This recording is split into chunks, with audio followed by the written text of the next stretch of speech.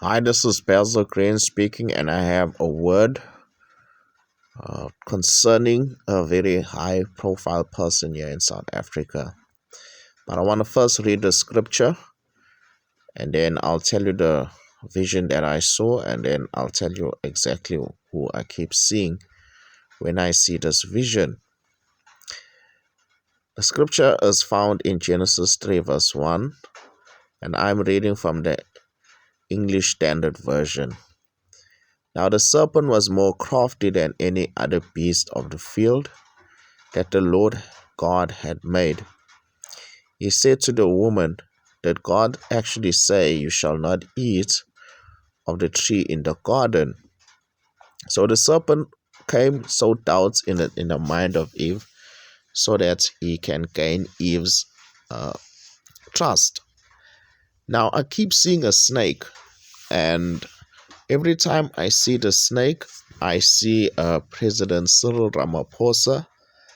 And when I went to just search out this thing, I sense that whoever has to deal with him has to exercise discernment every time they deal with him. Why? Because there are people that he is loyal to, that he won't stab in the back or do people down. But you have to be the individual who has to seek out discernment from God. Why? Because you'll never know what is going to happen to you. Just like Eve didn't suspect that the serpent was coming to deceive her so that he can take over what Adam and Eve were given to do in the garden. Similar to you, Adam and Eve made a deal with the devil, basically, that cost them very, very, very much, and it gave Satan the upper hand over them.